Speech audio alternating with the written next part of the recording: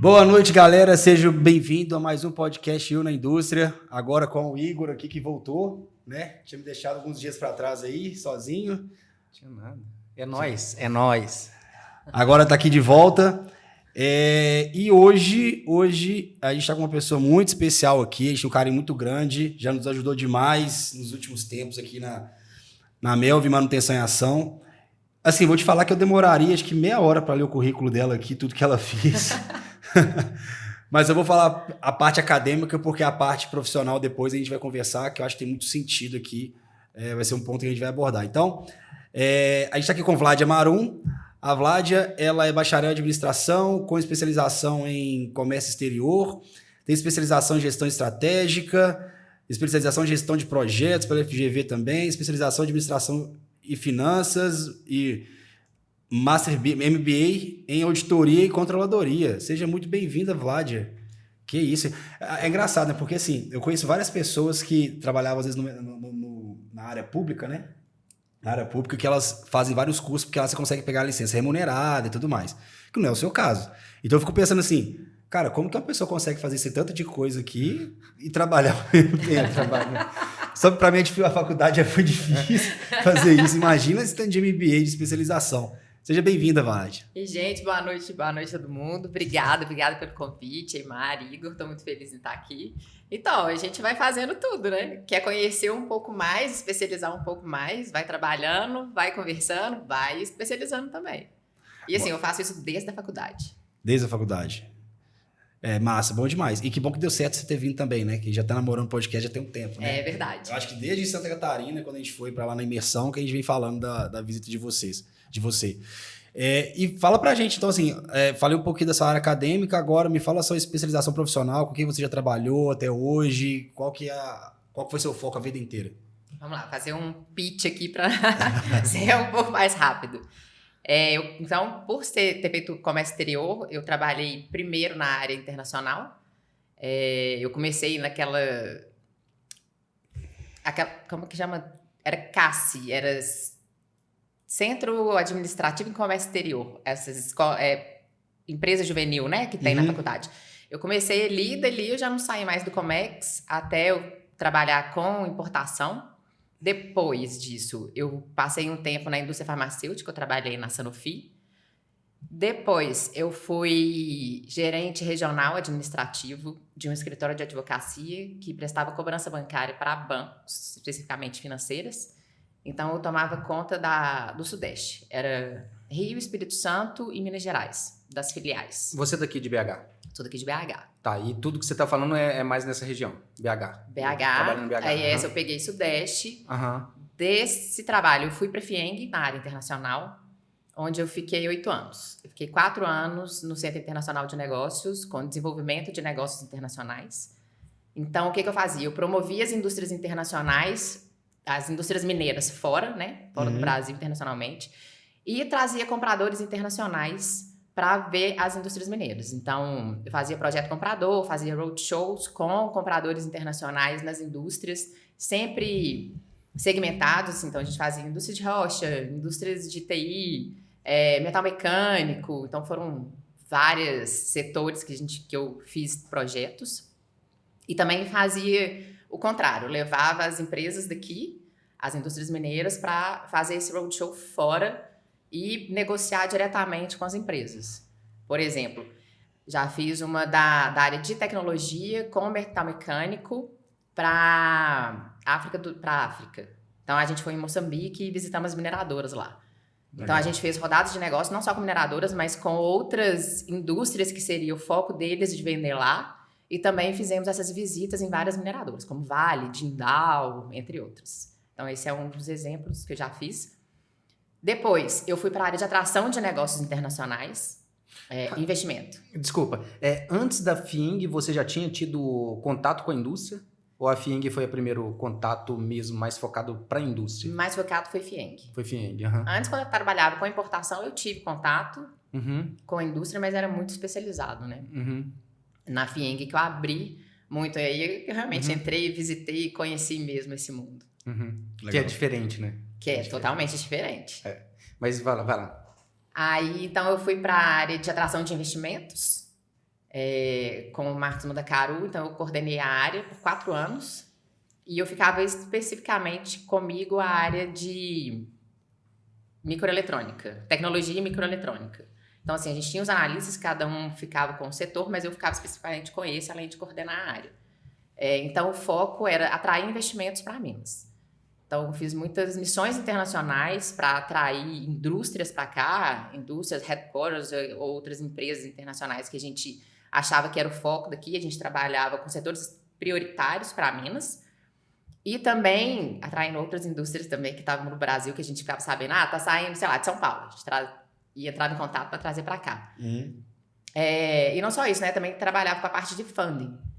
Então, muito próximo com o governo, com agências de governo, buscando beneficiar as indústrias mineiras. E muito próximo do governo daqui também, por questões, né, tributárias. Aí, depois disso, eu saí da FIENG e fui empreender em Portugal. Fiquei lá 1 ano e meio morando em Lisboa. Então, eu trabalhava com essa parte de soft land mesmo, de empresas brasileiras para a Europa. E também continuei com os eventos corporativos. Então, eu minha sócia lá, na época, que era a Carol, a gente fez várias missões de empresários para lá. E de lá também, que a gente trabalhou muito na parte de empreendedorismo feminino. Então, a gente fez algumas imersões de empreendedorismo feminino por Portugal, porque lá, Portugal é um país que tem muitas mulheres no board de empresas. Então, assim, é muito bacana a gente ver isso.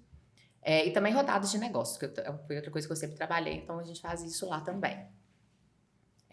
Aí, na pandemia, eu voltei para cá. Na verdade, eu estava aqui de férias e fiquei aqui, não voltei. Eu comecei a trabalhar com eventos online. E aí o João me convidou para ir para o Raja, que foi quando eu fiquei lá na parte de gestão de portfólios, muito na parte de contato, né, com corporates, e também essa parte de relacionamento e eventos. Que aí foi quando desenhei a imersão, né, que você participou, as duas. As duas. Para fazer esse contato com os ecossistemas, né, tanto lá do Espírito Santo e de Santa Catarina. E atrair alguns eventos importantes também lá para o Raja, como o Scale Up no Brasil, da Apex, a AMES Jovem, que também fez uma edição lá, e o CDL Conecta Fintech, que foi uma primeira edição de um evento que a CDL queria fazer, eles ainda não tinham feito, e eu entrei com toda a curadoria do evento. Foi bem legal, foi um evento que deram 700 inscritos, foi total sucesso. Foi um que acho que, na verdade, teve... Não sei se foi o Felipe Tito que foi, ou quem que tinha isso? Foi o Caíto Maia. Caíto Maia, isso. Da Chili Beans. Eu lembro que tinha o pessoal da M3, eles participaram, não foi? Participaram. Aí eu lembro que... Verdade, foi massa. Foi, a M3 participou, a Biweb, a Conta Educação e a Smarts. Legal. Os 4. Legal. E assim, hoje, assim, você tem uma experiência, Vlad, muito grande assim, na área industrial ali, tanto, eu vou dizer que não é tanto o chão de fábrica, mas muito mais uma parte mais corporativa. E eu vejo que, assim, às vezes existe um gap muito grande da parte industrial com a parte corporativa.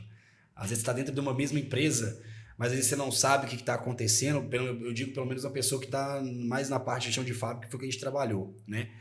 E assim, uma coisa que a gente sempre vem trazendo aqui, a gente tem trazido muito para as pessoas, muito por ter aberto a minha visão até da questão do processo de inovação, não só por estar hoje num hub, né?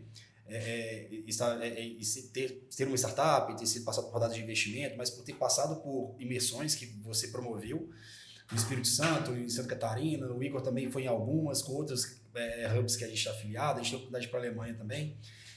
E assim, e que a importância de fato da empresa, de certa forma, se abrir para o mundo para poder trazer tecnologias, sair um pouco ali do core dela, para falar assim, cara, o que existe que está acontecendo lá fora que eu não estou vendo, porque eu estou muito fechado no meu aqui, eu preciso trazer e preciso me conectar com esse mundo, né? E na sua experiência, tanto no Brasil quanto fora, quais são os pontos fortes das empresas assim que tinham, na verdade, que iam fomentar às vezes um investimento que seja para uma Embrapi, por exemplo, que é um órgão que você consegue às vezes pleitear um projeto, ou seja, um incentivo fiscal, Quais eram as características do board da empresa, assim, para poder vir para esse lado da inovação, para ir para fora da empresa? Então, inovação é um tema muito novo, né? Assim, querendo ou não, as empresas começaram a trabalhar em inovação tem pouco tempo. Que eu comecei a ter contato foi a partir de 2012. Então, o que eu vejo, a sua pergunta, as maiores empresas que têm uma diversidade também no board, eles conseguem ter essa visão mais estratégica. E também tem que sair de dentro da empresa, foi o que você falou. Ela tem que conhecer, ele tem que sair dele de dentro, porque se ele ficar ali, ele não vai conhecer o que tem fora, ele só vai ver o que o concorrente dele está fazendo e fala assim, não, eu quero fazer isso. Mas não, ele tem que realmente ter essa vivência, é importante sair e ver o que está acontecendo no ecossistema, seja o que ele está inserido, ou o mundo, o que está acontecendo. Em feira e ver o que tem de novidade. É uma coisa que eu acho que inspira muito e que traz isso para dentro da empresa.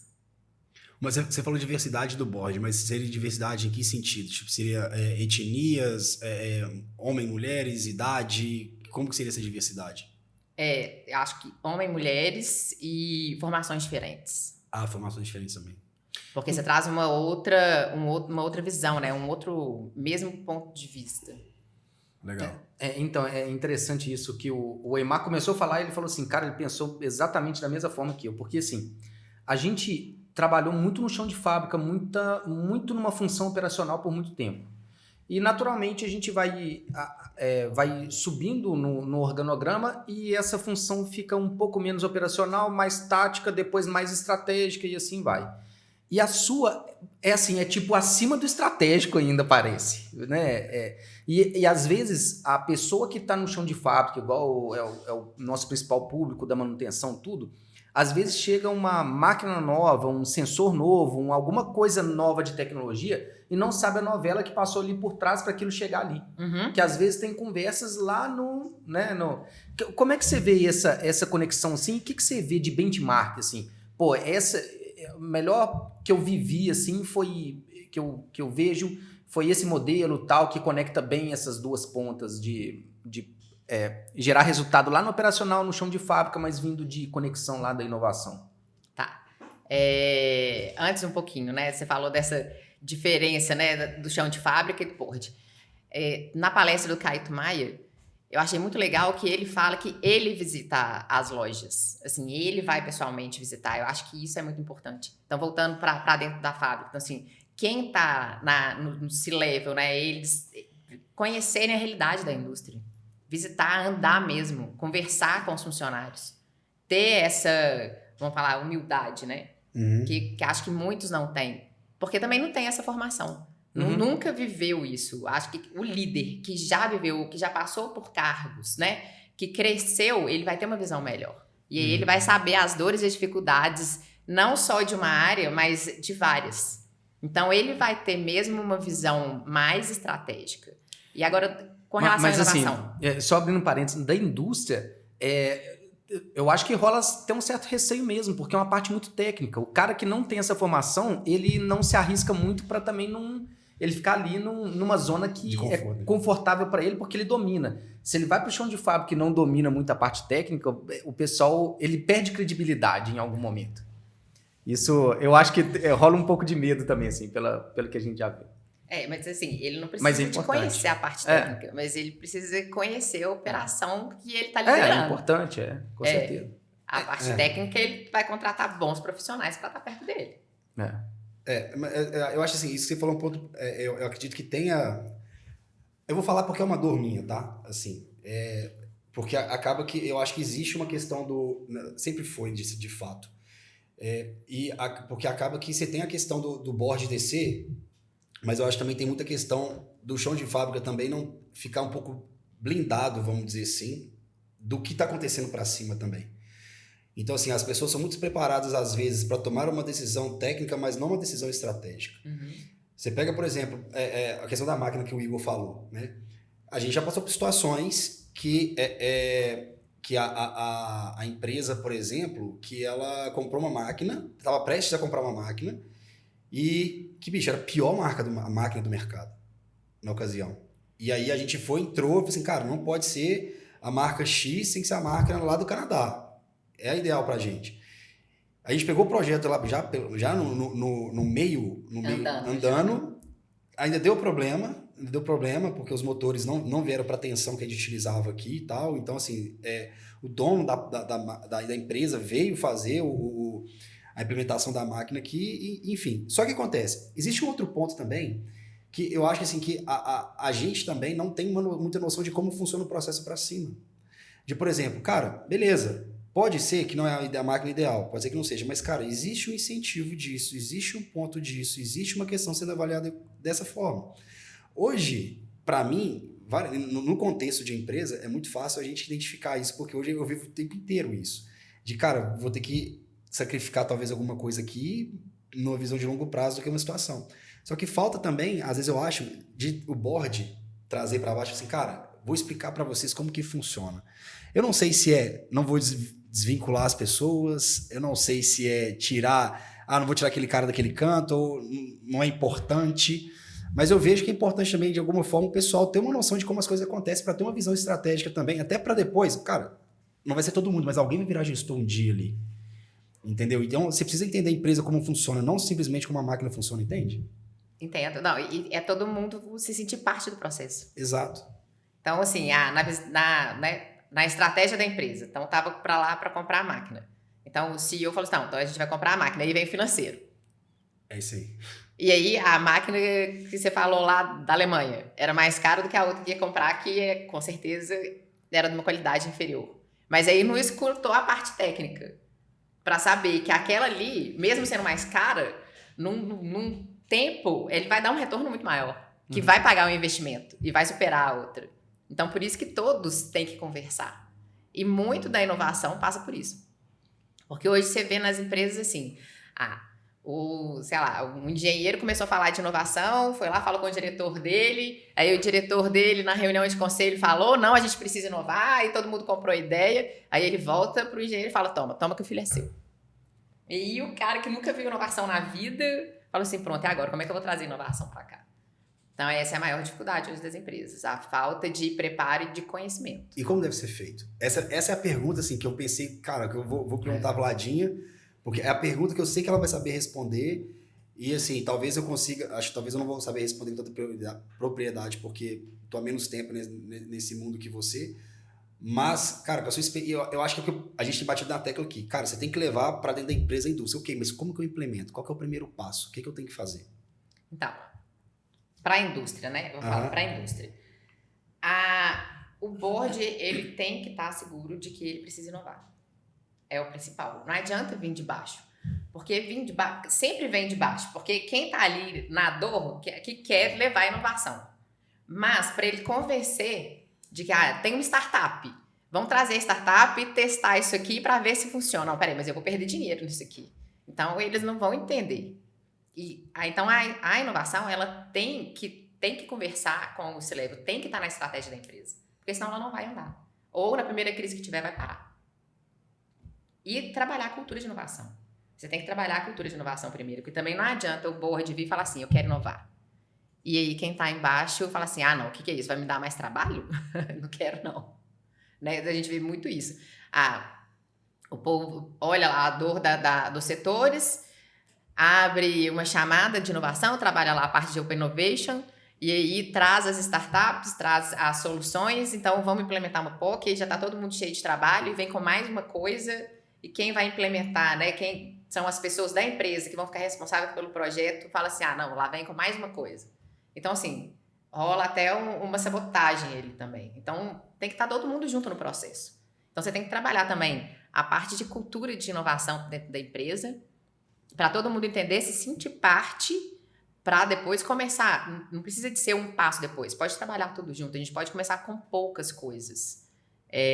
Mas esse seria o melhor processo. Tem que estar tudo realmente alinhado com a estratégia da empresa. E top-down? Não só top-down. Assim, o que eu vejo, ou né, a maioria das pessoas veem, se não está alinhado com a estratégia, não vai para frente.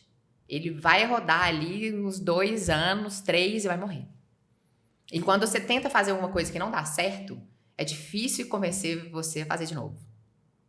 E você já chegou num cenário que não estava alinhado com essa estratégia e vocês deram plausibilidade e veio esse alinhamento? Já implementou essa estratégia em algum lugar? A estratégia de inovação que eu digo. Já. Assim, eu particularmente não, mas eu já vi vários colegas já fazerem isso, sim. Tá, e como é que, você sabe como é que são, sei lá, se for citar os 3 principais fatores que convencem o boarding da empresa que é interessante, eles compram a ideia e dali para frente vai? Entender que a dor realmente existe no setor. E board funciona como números, né? Uhum. Tem que entender o retorno que isso realmente vai trazer, financeiro. Uhum. Seja em redução de despesa ou aumento de receita, tem que estar alinhado com números. Então, eu vejo muito uma questão competitiva, até não necessariamente de número para agora, no curto prazo, mas mesmo no médio. Hoje o médio se tornou longo, o curto é mais curto ainda, né? Mas, aliás, o contrário, né? O médio prazo se tornou curto. Enfim. Prazo, Mas, mas assim, eu vejo que às vezes é para criar uma barreira de entrada frente à concorrência, sabe? Que não é um custo direto ou um ganho direto. Isso também tem muito dessa análise no ambiente de inovação, você sabe? Tem que ter. Até mesmo de custos indiretos, de receitas indiretas. Você tem que, principalmente na inovação também, você tem que estar de olho nas coisas intangíveis, o ganho que tem com isso, visibilidade da marca. Então, são outros fatores que entram e não é só uma solução em si, ela também. Uhum. E como é que funciona isso assim? Ó, beleza, compramos a ideia, tem estratégia, vamos partir para a estratégia de inovação e tal. Eles separam um CAPEX ou pensa no OPEX do próximo ano? Como é que funciona, já que você falou assim, não, o convencimento é muito mais por números, né? Então, que parte desse número... Não só, mas também. Não só, mas também. Mas que parte desse número que depois de convencido ele vai falar assim, não, então vamos pegar essa fatia aqui para investir em inovação. Como é que é feito isso? A empresa ela tem que separar um valor para ela investir em inovação. E tem que saber que esse valor vem a longo prazo. Uhum. Então, por isso é importante mostrar isso, que é um processo. E mesmo ela gastando com um valor aqui hoje que não deu certo, é um investimento. Porque ela não ficou testando várias coisas também para ver que não deu certo. Ela já sabe que para aquele caminho ali ela não vai. Uhum. Então, não é também perder o dinheiro. Vai ver que não, peraí, eu já sei por onde que eu realmente não vou e que me evitou também problemas futuros. Uhum. Principalmente. Eu participei do curso, o Igor também fez, não sei se você fez, de transformação digital lá da FDC, e tinha um caso lá da Deloitte que eu achei sensacional, que lá eles têm uma porcentagem, se eu não me engano, tipo assim, 3% do faturamento da empresa vai ser investido em projetos de inovação que vão trazer novas receitas para a empresa. Eu estou chutando aqui, pessoal, valores, mas eu não lembro de cabeça, não. Eu sou ruim de lembrar esses números. Mas um valor tipo isso. E aí, eles já tinham na premissa do projeto que, cara, pode ser que esse dinheiro não vai dar em nada. A gente sabe que não pode ser, que não vai dar em nada. Mas pode ser que o projeto ele venha, por exemplo, em 5 anos, que é o que eles esperavam. E assim, né? Então, eram projetos de inovação para gerar novas receitas para a empresa. Eu sei que assim, né? Hoje todo mundo olha para a Deloitte, as pessoas pensam na parte de auditoria e tudo mais, né? Cara, a Deloitte hoje parece que menos de 40% hoje do faturamento da Deloitte hoje está voltado para a área de auditoria, de certa forma. Então, assim, mas enfim, né? Eu não sei se os números estão certos, mas qual que é a ideia que eu peguei disso? Assim, cara, você vai ter um valor ali que não vai comprometer a empresa, ao que o Thiago Nigro, né, que a gente já até conversando um pouco antes dele, que ele fala que é o risco à ruína, né, que ele fala, que você não vai quebrar a sua empresa, porém, você vai trabalhar com pessoas ali que, cara, vai ser no longo prazo que ele vai ter projetos que às vezes nem vai dar certo e tá tudo bem, faz parte do processo para você poder pegar aquilo ali, entendeu? E se a gente for pegar na concepção, assim, tá investindo em inovação, boa parte da inovação vem de startups, então é um capital de risco. Que não deixa de ser os 3% lá no exemplo como um capital de risco, né? É um risco maior. É um risco maior, mas o risco estando alinhado, Tipo assim, o board entendendo, então tá, 3%. Vamos colocar o 3% do faturamento da empresa vai ser destinado à inovação. Entendendo que esse valor é um investimento em inovação que vai trazer tanto ganhos de resultado, redução de custo, ganhos de resultado ou novas receitas, é um super investimento. Uhum. Exato. E isso realmente acontece, porque vai pegar startups que vão dar certo, que não vão dar certo, e vai trazer também novas fontes de receita, porque vai vir com novos negócios que vão surgir. Uhum. Por isso realmente tem que estar alinhado com a estratégia da empresa, para ver os Hs, né? O H1, o H2 e o H3. Para onde que a empresa quer ir? Uhum. E ficar atento a essas oportunidades também. Uma coisa que eu já percebi... Desculpa, pode falar. Pode falar. Uma coisa que eu já percebi, assim, que também queria saber sua opinião, se faz sentido ou não. Vamos descer agora uma camada. Uma camada em relação a... beleza, comprou a ideia da inovação, agora vamos montar um time de inovação. E aí, eu vi que os melhores times de inovação que eu já percebi, principalmente das grandes empresas, eles se comportam como se fosse uma startup também. Por quê? Porque eles vão lidar com startups. Então, se ele se comporta como o gigante que é o transatlântico, que é a indústria, eles não se conectam com a parte de baixo ali, né? Uhum. Como é que você vê isso e que também, mais uma vez, assim, eu tô te provocando a trazer os benchmarks porque você tá muito mais na área do que a gente e vai saber cenários assim, interessantes de dividir com a gente. Tá, então vamos lá. A Arcelor, por exemplo, é uma empresa que a gente vê que dá muito certo com a parte de inovação. A área de inovação, ela é desacoplada da Arcelor. Então, assim, ela é Arcelor, mas ela trabalha independente. Uhum. Se a área de inovação não trabalhar independente, ela realmente não consegue inovar, porque a indústria, as grandes empresas principalmente, né, são tantas regras e tanta burocracia para dentro da empresa que a área de inovação, né, para trazer as startups é uma luta tão grande que não consegue. Então, não é que não consegue, né? Pode até conseguir, mas é mais difícil. Então, ela está realmente desacoplada ou não dentro da empresa, num ambiente fora. Ela consegue trabalhar mais fácil, tanto por enxergar, tanto com a parte de cultura. E está inserida no ecossistema também. Então, quanto mais ela está fora da empresa e se relacionando com os outros ecossistemas de inovação, ela consegue trazer mais coisas e mais oportunidades para dentro da indústria. Assim, não só a indústria, mas qualquer empresa que trabalhe com inovação. Sim. Hoje eu não falei, mas hoje eu faço parte da Associação Brasileira de Corporate Venture Capital. Então, porque é uma associação nova, foi criada recentemente. Ela vai ser lançada oficialmente mês que vem. Mas a associação foi criada justamente para trabalhar esses pontos de ajudar as corporações a trabalharem a inovação e a parte de CVC para dentro das empresas. Porque o que a gente vê? Que, falando de CVC, em 3 anos, a maioria dos CVCs morre. Vamos lá. Porque não está alinhado com a estratégia da empresa. Só dar uma pausa, só para explicar para o pessoal, porque às vezes o pessoal vai ficar boiando nessa... Vamos lá, fala então só conceituando para quem não sabe o que é Venture Capital e a diferença entre VC e CVC. Tá. Um Venture Capital é uma empresa, né, que ela tem fundos, ela faz veículos de financiamento, não, de funding para investir em startups. Então, é um investimento em capital de risco que sabe que é total risco e que tem um investimento a longo prazo. Esse retorno vem, em média, de 8 a 10 anos. Que realmente esse capital ele é retornado. Ele pode vir antes? Pode.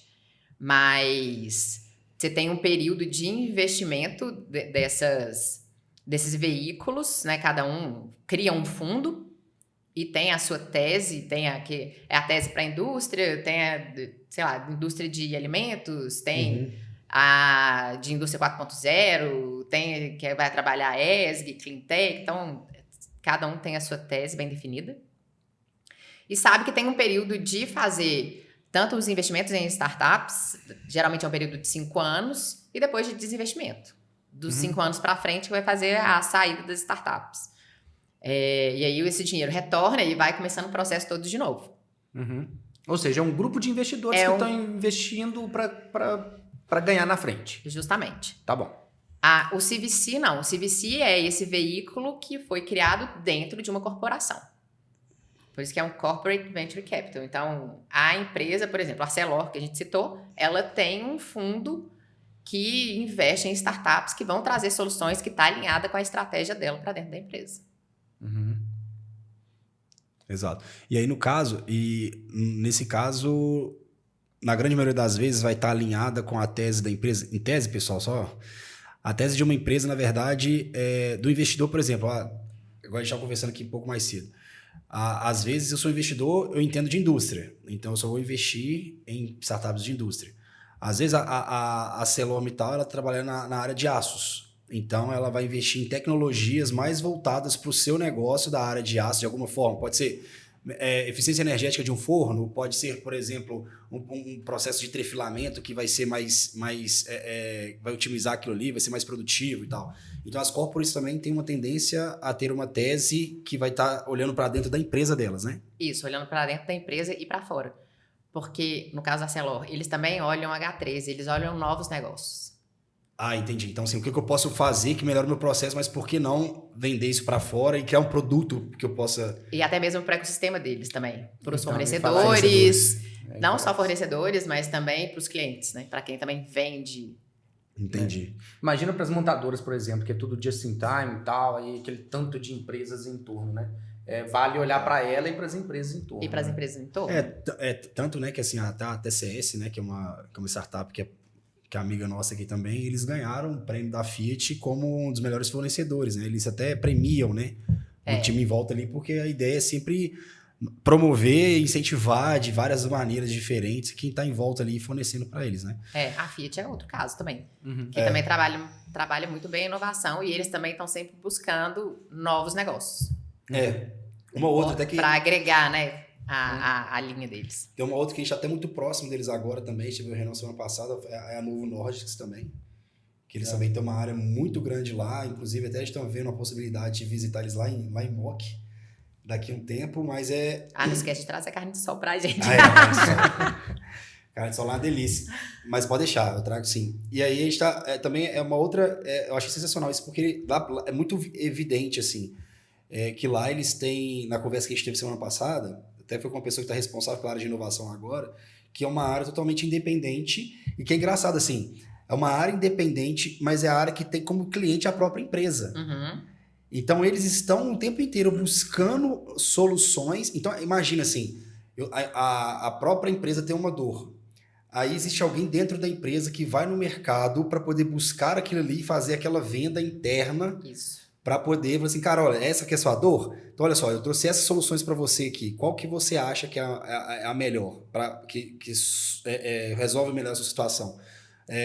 Podemos fazer uma POC aqui, né, uma prova de conceito, um teste, igual a gente tem às vezes o teste aqui, 14 dias do Melvin, enfim, a gente pode estender um pouco mais também, justamente para fazer isso. Então, acaba que existe esse benefício, eles trabalharem independente, mas sempre assim, né? Eles também, assim, porque é bom separar, porque eu, quando trabalhava mais no chão de fábrica, eu tinha que negócio, velho, aquele cara não trabalha, eu trabalho mais que aquele cara. Eu trabalho para a máquina funcionar, se a máquina parar, ela não entrega. Só que, assim, às vezes as pessoas têm uma visão de outras pessoas da empresa, por faltar talvez essa conexão, explicar qual que é a função de cada uma na empresa, que talvez a gente tende a achar sempre que nós trabalhamos mais que os outros. Mas entender o seguinte, cara, o pessoal do time de inovação, eles têm um problema grande ali também para resolver, porque eles têm que o tempo inteiro... mas o pessoal da inovação só fica viajando, né? Só fica participando. Cara, não é. Porque assim, você tem que conhecer pessoas, você tem que conhecer empresas, você tem que conhecer soluções o tempo inteiro para poder vender. Se ele não acha nada que vai suprir a dor da empresa ali dentro para poder vender lá, não vai justificar aquela pessoa, não vai justificar a inovação, a área ali dentro.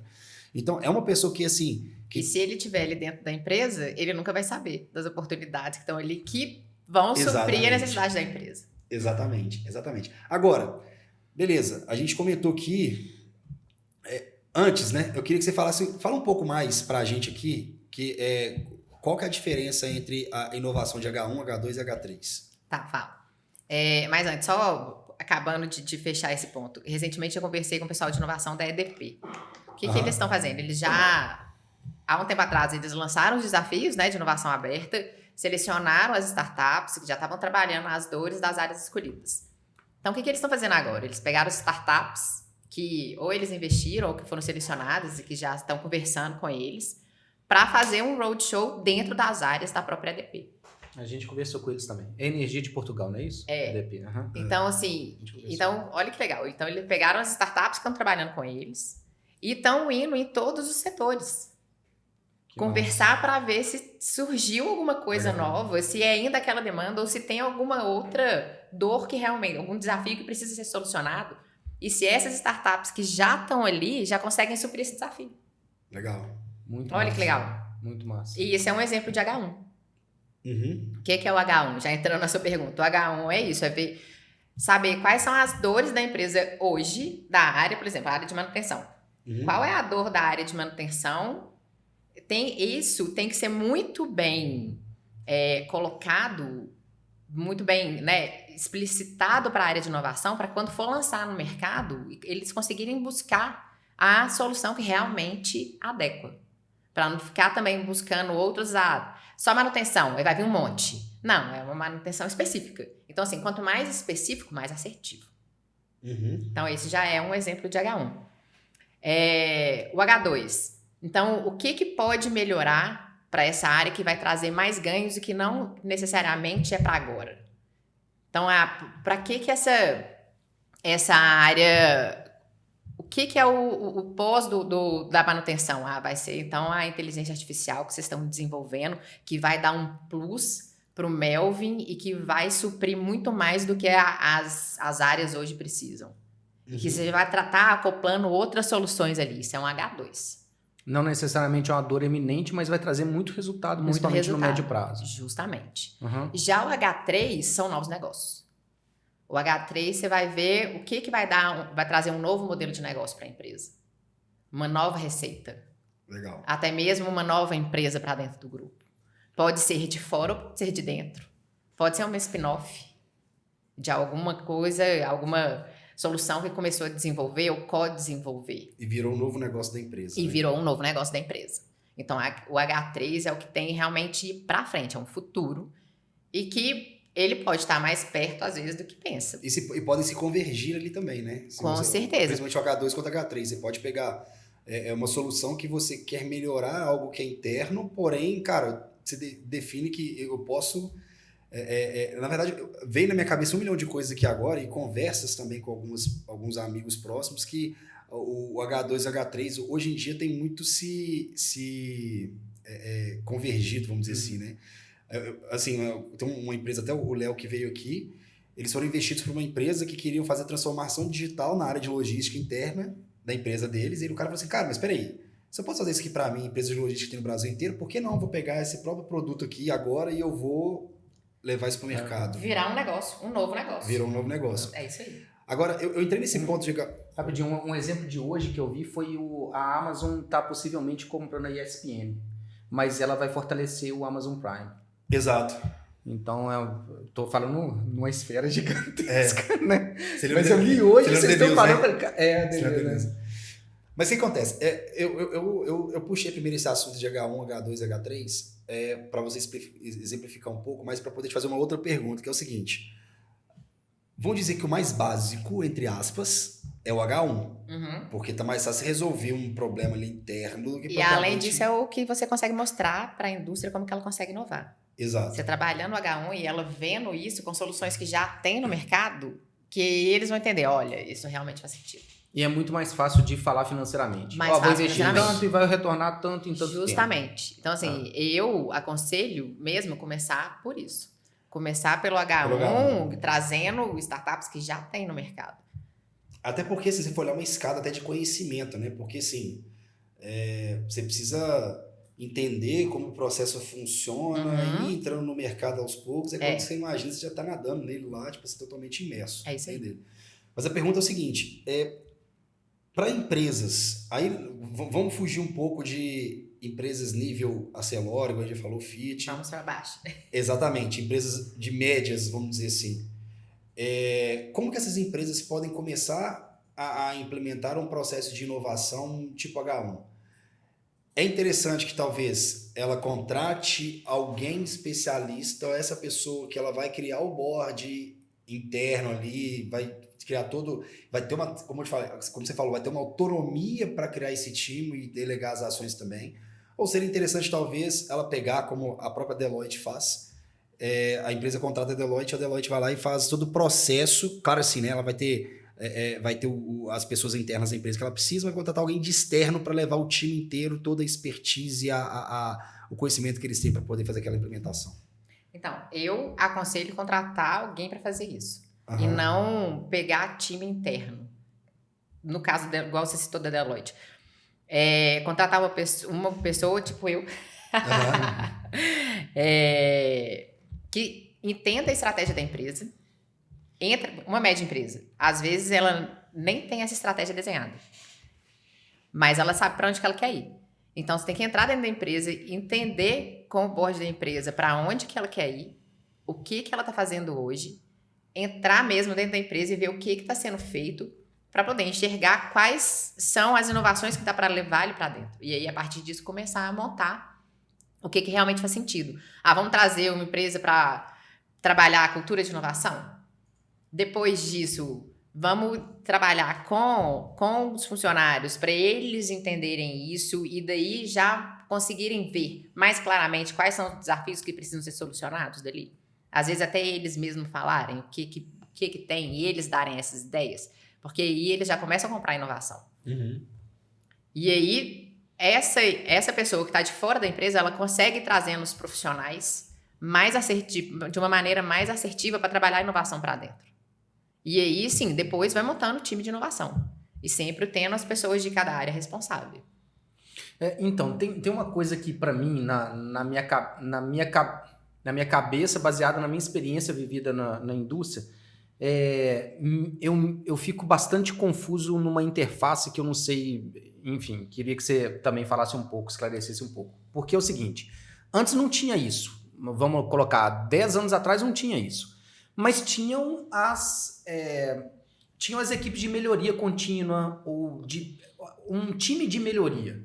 Que assim, o H1 eu fiz a minha vida inteira pedindo CAPEX, como gerente de manutenção. Então eu sei os meus problemas, eu peço investimento, eu gerencio isso, eu contrato fornecedor e pronto, e fizer uma melhoria e a gente comprova, investimos tanto, retornou tanto e pronto. Um H1 ali dentro. Só que sempre vira e mexe, ou não tinha um time e era criado, ou principalmente em montadoras, tudo, já tem bastante essa cultura de ter um time de melhoria contínua. Que, na verdade, não vê somente o H1, mas vê muito do H2. Só que com soluções mais internas, não era um olhar para fora, é um olhar para dentro da mesma forma. E aí veio tudo isso, vieram as startups, tal, veio esse olhar para fora, tudo. Como que ficou isso? As equipes se concorrem ou foi eliminado e chega de melhoria contínua aqui dentro da empresa? Vamos só trabalhar com esse lab aí de olhar para fora? Ou eles se complementam? Como é que é isso hoje nas empresas? Na minha visão, eles se complementam. Uhum. Igual você citou, uma grande indústria, tipo a Fiat, eles têm que ter essa parte de melhoria contínua, porque também a inovação não vai trazer inovação para todo mundo. Né? E a parte de melhoria contínua sabe ali onde que tem que ir e já está dentro da indústria. Uhum. E eles mesmos podem ajudar a falar o que realmente precisa buscar fora. Que, não, isso aqui a gente não consegue desenvolver aqui dentro. Vamos buscar fora. Eu acho que... o buscar fora dá uma celeridade para a empresa. Muito.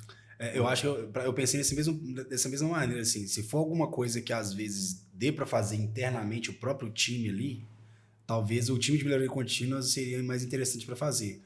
Não, vou precisar de uma ferramenta, por exemplo, algo externo que eu vou ter que buscar, que eu vou ter que procurar, enfim, aí talvez a inovação entraria porque seria alguma coisa mais diferente e, enfim, talvez auxiliar nesse processo. Uma outra coisa que as indústrias também têm que pensar, não só as indústrias, as empresas, será que vale a pena mesmo tirar um time e realmente desenvolver dentro, sendo que já tem alguma solução fora? Exato. Não, e a redução de custo? Porque você está tirando pessoas que às vezes são muito caras e que vão gastar um processo de desenvolvimento muito alto para chegar numa solução que já existe. Não, vou falar da gente. E que a startup deu a vida, não deu horas de trabalho, deu a vida como empreendedor. Justamente. Não, então, assim, tem muitas... Mas a gente fez, tem muitas indústrias que têm essa resistência de pegar o que já está fora. Mas, poxa, vamos abrir um pouquinho o olhar. Por isso que eu gosto muito das imersões. Porque você tira a pessoa de dentro da fábrica, tira ela da zona de conforto, leva ela para outros lugares para fazer benchmarking, para ver o que está funcionando ali, para respirar, para oxigenar e voltar com ideias novas. E realmente você vê o que o outro está fazendo. Mesmo não sendo do seu segmento, quando o outro está falando das dores que ele passou e de como que ele desenvolveu, você pega e fala assim, nossa, isso faz muito sentido para o meu negócio. Então, você consegue oxigenar e mesmo trazer novas ideias. Complementando as duas coisas que vocês dois falaram aqui, né? Cara, quantas vezes eu já fui apresentar o Melvin para uma empresa e o cara falou assim, ou o cara falava que tinha um software próprio, ou o cara falava que ia desenvolver interno. Eu falei assim, velho, eu tô dando a vida para poder construir esse sistema aqui. O primeiro ponto é esse. Outra coisa, cara, seu time de desenvolvimento pode ser até que ele vai desenvolver, mas, cara, e depois atualizações, melhorias, você não vai ter um time de TI específico para fazer isso, o cara vai entregar o problema, acabou. Então, quando você, às vezes, contrata uma ferramenta, porque o cara assim, vou gastar, sei lá, mas em 5 anos eu controlo, em 5 anos, por exemplo, que eu pagar o seu sistema, por exemplo, eu desenvolvo o meu, por exemplo. A conta meio porca que o cara faz. E faz. E faz. Cara, beleza, só que assim, e as atualizações que você vai fazer? E na hora do suporte, se der algum problema, como vai fazer? E as melhorias que a gente tá o tempo inteiro pensando. Cara, você tá preocupado com... Se você produz, por exemplo, aço... sai do core do cara. A gente trabalha com aço, a gente trabalha com moveleira, a gente trabalha com alimentícia, a gente trabalha com laticínios, a gente trabalha com aviação, trabalha com automobilística, trabalha com tudo. Então a gente está conseguindo verificar o quê? Cara, a gente está conseguindo ver a tendência da utilidade de tudo. Existe alguma coisa que o cara da aviação lá tá fazendo que o cara da moveleira não tá vendo, mas aí por causa desse cara lá a gente traz para cá. E pra gente é uma aula gigante, porque assim, a gente trabalhou sempre em determinados níveis características de empresas, né? Cara, hoje a gente consegue olhar para cada tipo de empresa e entender quais são os problemas das empresas. E às vezes o nosso próprio time antecipa pro cara. Olha, cara, beleza, mas se você fazer isso aqui é melhor, porque eu já sei que na outra empresa lá, que não é muito do seu ramo, os caras têm esse problema, os caras resolvem assim. E os caras esquecem que existe talvez o intangível, né? O não mensurável por trás daquilo lá, que é ter alguém que, cara, o cara vive de entregar aquilo ali, sabe? E às vezes o cara não faz. E aí o cara que produz aço fica preocupado em produzir software. Software. Não tem nada a ver, né? Exato. Justamente. E fica muito mais caro para ele. Muito mais caro. Muito mais caro. Porque ou o cara vai ter que contratar alguém de fora. Porque assim, né? Não é... Tava até conversando com a Mari ontem lá, porque ela falou assim que eles contrataram lá na empresa dela uma advogada com conhecimento, uma especialização em tributário, mas que programa em Python. Nossa, mãe. Aí eu falei assim... né? É a mosca branca, mas ela ainda tem que ficar parada no ar. Não, bicho, mas eu tive uma sensação interessante com relação a isso. Eu falei assim, cara, me conte mais. Por quê? Eu sigo algumas pessoas no mercado financeiro no Instagram e o Renato Breyer, ele sempre coloca nas caixinhas dele, cara, pra mim, se eu pudesse voltar no passado, eu queria saber um pouco mais de programação, ele falou, para trabalhar no mercado financeiro. Assim, cara, entendi. Talvez você vai pegar alguma coisa que você vai vincular com outra, mas o quê? O quê? Sempre perguntei isso, mas o quê? Porque até então, pra mim, tá, cara, é um luxo de você falar que sabe alguma coisa, tipo um certificado que às vezes você coloca na parede, que mas muitas vezes não vai impactar na sua vida profissional.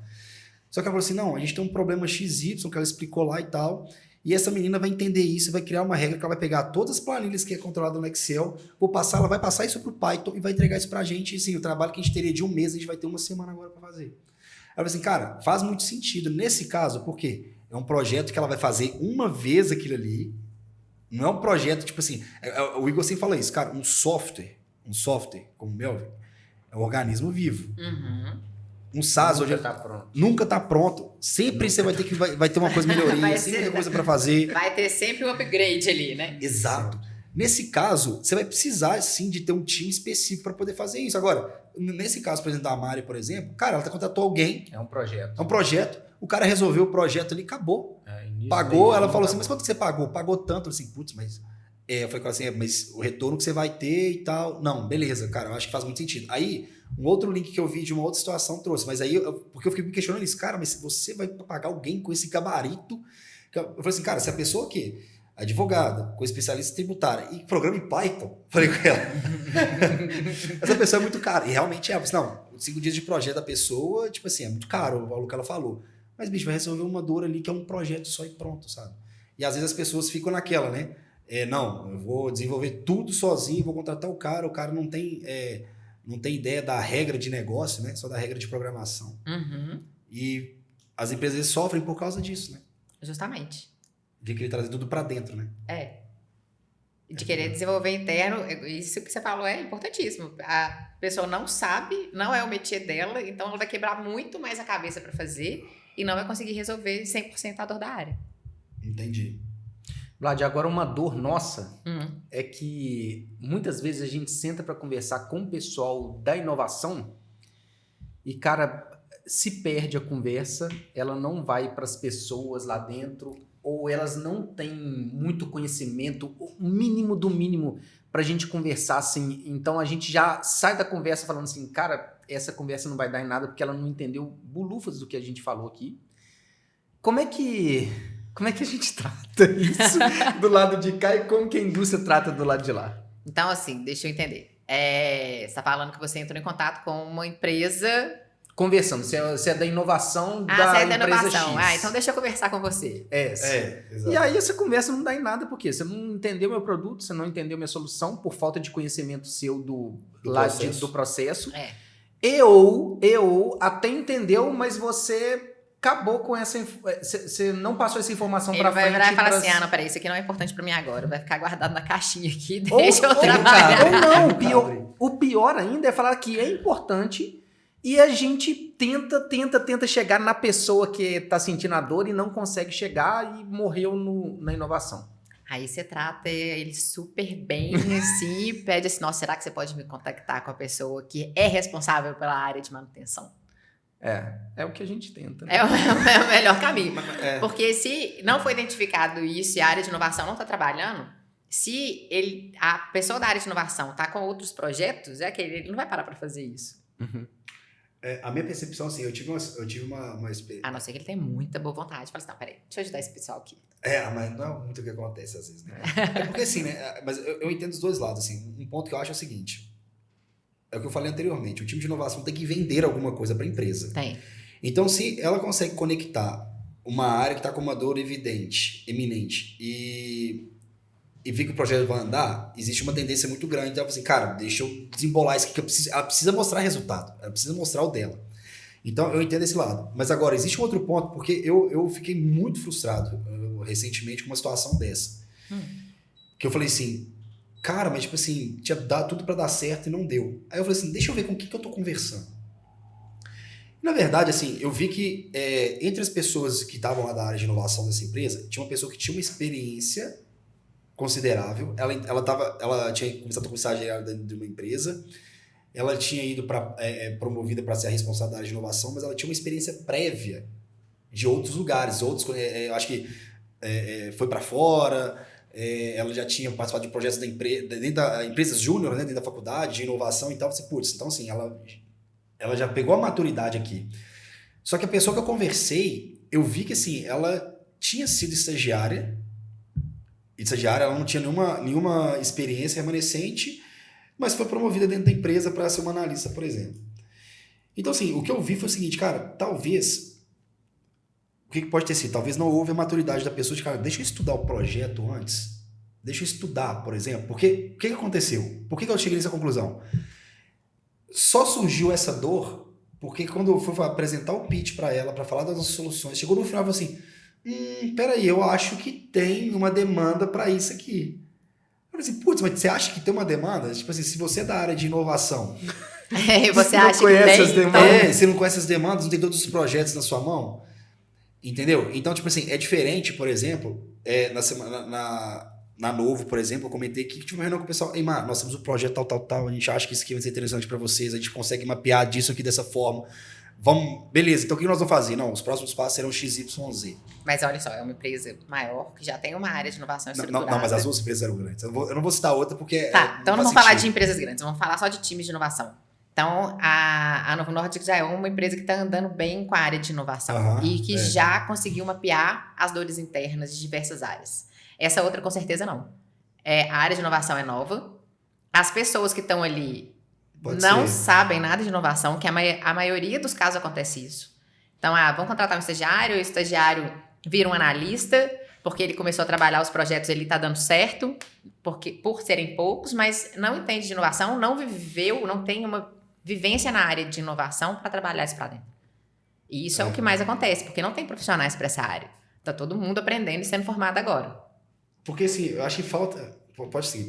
E aí é isso, então não tem essas dores mapeadas. Eu acho que isso pode ser. Pois é. E o principal é você saber, que é o que vocês sabem, né? As startups entenderem quem que é o melhor interlocutor dentro da empresa. E ir acessando e tentar chegar nele para vender. Porque, assim, eu não sei, às vezes eu fico pensando o seguinte, cara, se, por exemplo, porque eu cheguei, depois eu visitei essa empresa, eu tive uma reunião com várias pessoas lá dentro e tal, enfim, o que eu pensei foi, cara... E a curiosidade para saber qual que é a empresa. Não, em off eu posso falar, aqui eu não posso, não é legal, não seria legal, mas mas assim... Eu acho que faltou um pouco da área de inovação também, às vezes bater um pouco na tecla, assim, cara, mas tipo assim, encontrei a solução, é o que vocês precisam, é o que vocês querem.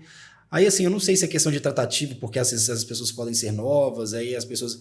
Assim, às vezes a gente fica com medo de conversar com o cliente nosso também, da maneira que ele vai reagir, aí existe esse receio, né, enfim, em alguns momentos. Cada pessoa a gente trata de uma maneira diferente, então pode ser que seja isso. Mas é porque realmente, assim, eu fico pensando que, cara, existem algumas possibilidades da empresa de fato fechar algum negócio, trazer uma melhoria para dentro, mas ainda existe essa falta de conectividade, talvez a pessoa não estudou o projeto, a pessoa não sabe de fato. É você conversar com um cliente, por exemplo, você vai trabalhar para uma empresa, você não sabe nada da empresa, o cara vai fazer entrevista na empresa, não sabe nada da empresa. Que vai ser legal, enfim, não sei como que vai ser, você tá precisando trabalhar, por exemplo, e eu vou aceitar qualquer coisa. Não é assim que acontece, sabe?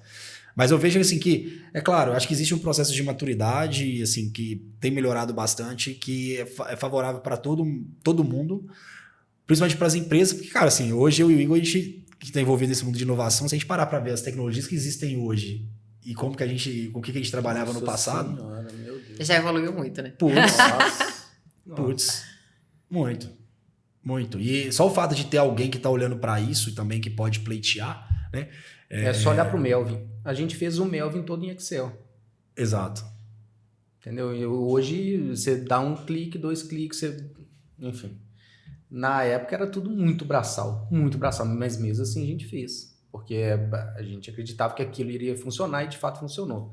Mas quando a gente vê hoje a facilidade, nossa, quem dera. Até o próprio celular, assim, a gente não fala muito, mas assim, o celular ele revolucionou muita coisa na indústria, né? Porque tá tudo na palma da mão, tá tudo no bolso, você pode consultar as coisas, tá online, você não precisa de cabo nenhum, não precisa de... Acelerou muito o processo. Acelerou muito o processo. A gente acha que não, mas o wireless foi uma das principais tecnologias assim, da aceleração global, principalmente da indústria 4.0, de conexão. A gente está falando de conectividade, então só de eliminar fio, você já se conecta muito mais fácil. Verdade. Conectividade, automação industrial, tudo.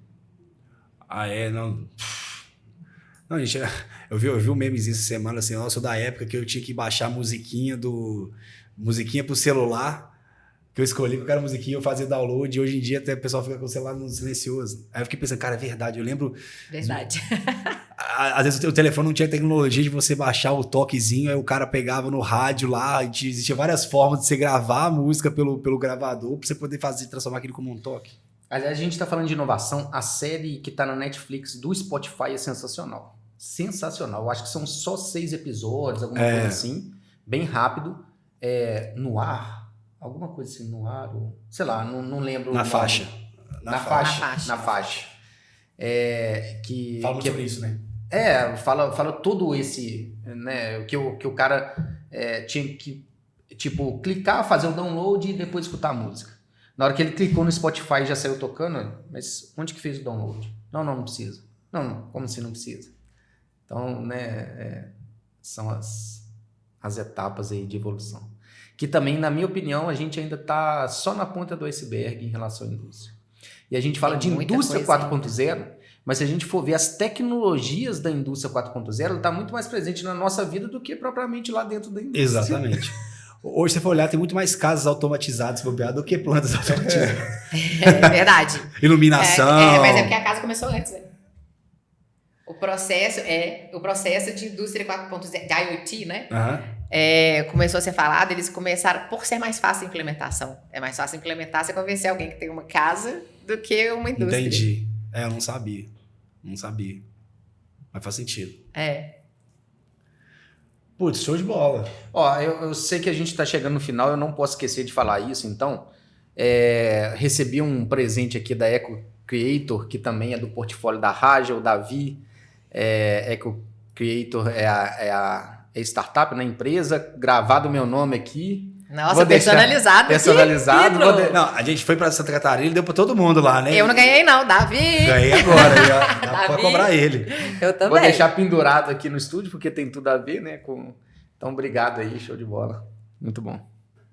E é inovação, Também né? Isso deve ter sido impresso, né? Impressora 3D. Então.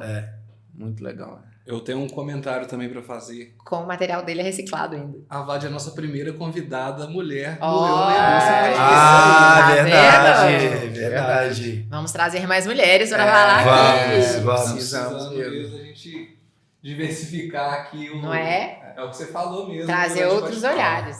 É isso aí. Acaba que assim, né? Na verdade, até fazendo um disclaimer aqui, né? É porque, na verdade, na nossa área da indústria, é muito comum a gente encontrar mais homens percentualmente do que mulheres, né? Uhum. É uma questão assim, basta você olhar quantas pessoas que entram na faculdade e no curso técnico. Então, eu lembro que no meu curso técnico entraram 41 pessoas, 9 eram mulheres.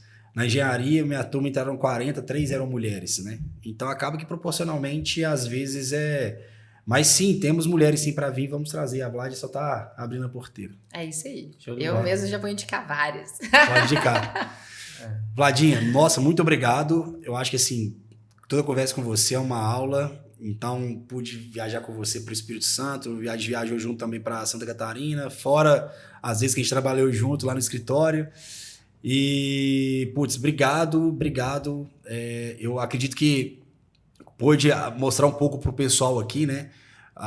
Um pouco da área de inovação, como levar para a empresa. Igual a gente falou, assim, cara, começa ali com H1, que é alguma coisa lá para dentro, você consegue justificar o custo. Se for possível, às vezes, você não consegue fazer igual o Igor já fez várias vezes, ele com o CAPEX, cara, traz alguém de fora que tem alguma certa experiência para criar esse time, para poder começar a vender ideia, tirar um pouco isso da rotina, criar talvez o cara paralelo ali ao C-Level ali, né, para poder fazer esse foco, porque eu acho que a gente queria trazer pro pessoal, que a gente tem batido muito nessa tecla, porque a gente pensa muito em produzir, vender, a gente sabe que tem um gap muito grande da produção aqui, do board lá em cima, mas que se a empresa não passar por um processo de transformação digital, por um processo de olhar para fora o que tem de oportunidade para melhorar o seu processo, ela vai acabar ficando no caminho, né? É isso aí. Isso ajudou muito. O que eu queria, para mim, assim, o meu objetivo tá mais que alcançado, que eu fiquei pensando, cara, o que eu linkado com as coisas que a gente vem falando, o que eu quero, tipo, extrair da Vladinha, e acho que para mim foi muito positivo. E Vlad, com o pessoal que quiser entrar em contato com você e conversar sobre inovação, tudo, como é que faz? Para você deixar também Pode entrar em contato no meu telefone mesmo, meu celular, 31 97104 5009. Ou pelo LinkedIn, Vlad Amarum, me acha fácil, também tem meus dados lá. Show. E Vlad, eu que agradeço demais, gente, a oportunidade de estar aqui conversando com vocês. Eu adoro a Melvin, sou super entusiasta, sempre falo super bem de vocês, que eu acho o case de vocês incrível. Parabéns por tudo que vocês vêm fazendo. Obrigado. Show de bola. Obrigado. Ó, só para ficar claro, LinkedIn, Vlad é com V ou com W? Com W. Com W, Vladia Marum. Beleza. M-A-R-U-N. Isso. Que aí fica fácil também do pessoal te encontrar aí. Eu acho que a gente colocou a pulga atrás da orelha de muita gente. Que E bom, aí, né? e aí, às vezes, é o que a gente falou, né? Às vezes é uma média empresa, às vezes não tá nessa...